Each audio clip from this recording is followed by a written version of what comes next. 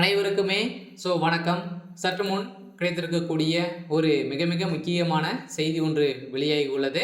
சற்று முன் 40,000 கோடி கொள்ளைகளை அடித்த செந்தில் பாலாஜி கதை முடிந்தது. இது மாதிரி பார்த்தீங்கன்னா செய்திகள் வெளியாகிருக்கு. இப்போ ஏற்கனவே பார்த்தீங்கன்னா சட்டத்துக்கு விரோதமான பண பரிமாற்ற வழக்குகள் தான் பார்த்தீங்கன்னா செந்தில் பாலாஜி அவர்கள் சிக்கியிருந்தார் இல்லையா? இந்த வழக்கின் அடிப்படையில் இப்போ அதிரடியாக பார்த்தீங்கன்னா 40,000 கோடி ஊழல் பார்த்தீங்கன்னா செஞ்சிருக்காரு அப்படின்ற மாதிரி முக்கிய ஆதாரத்தோடு பார்த்தீங்கன்னா சிக்கியிருக்கக்கூடிய நிலையில் இப்போ பொங்கல் பரிசு கூட கொடுக்காத நிலைக்கு தான் அனைவருமே ஊழல் செஞ்சுட்டாங்க.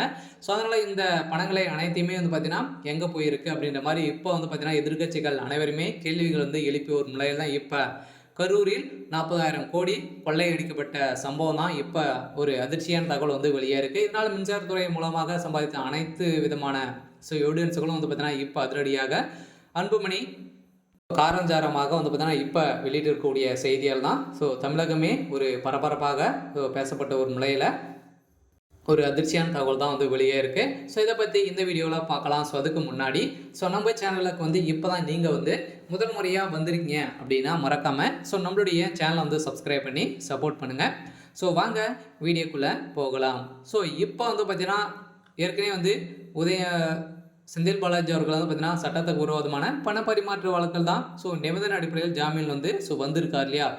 இப்போ திடீர்னு இவர் மீது பார்த்தீங்கன்னா புதியதாக வழக்கு பதிவு செய்திருக்கக்கூடிய சூழ்நிலையில் தான் இப்போ திமுகவே பார்த்தீங்கன்னா பெரும் அதிர்ச்சிக்கு உள்ளாகியிருக்கு.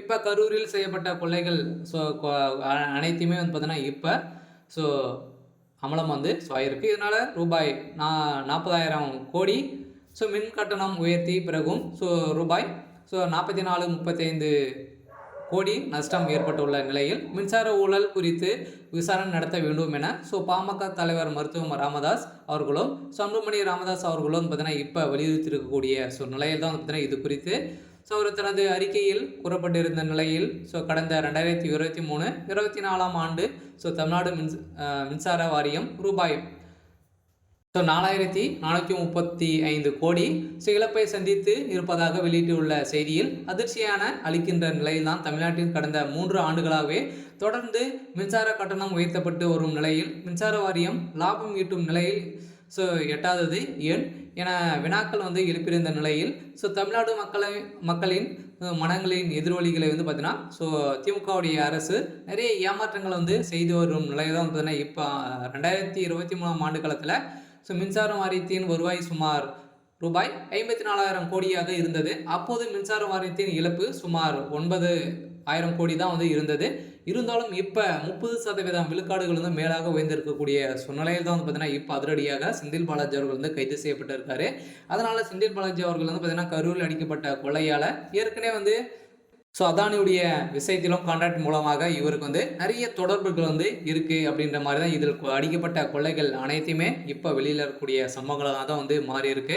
அதனால் மீண்டும் செந்தில் பாலாஜி அவர்களுக்கு புதிய வழக்கு பதிவு செய்ய போகிறாங்க. சரி, ஓகே. என்ன நடக்க போகுது அப்படின்றத வெயிட் பண்ணி பார்க்கலாம். இது மாதிரி செய்திகளை தெரிஞ்சுக்கணும் அப்படின்னா மறக்காமல் நம்மளுடைய சேனலை சப்ஸ்கிரைப் பண்ணிக்கோங்க. தேங்க்யூ.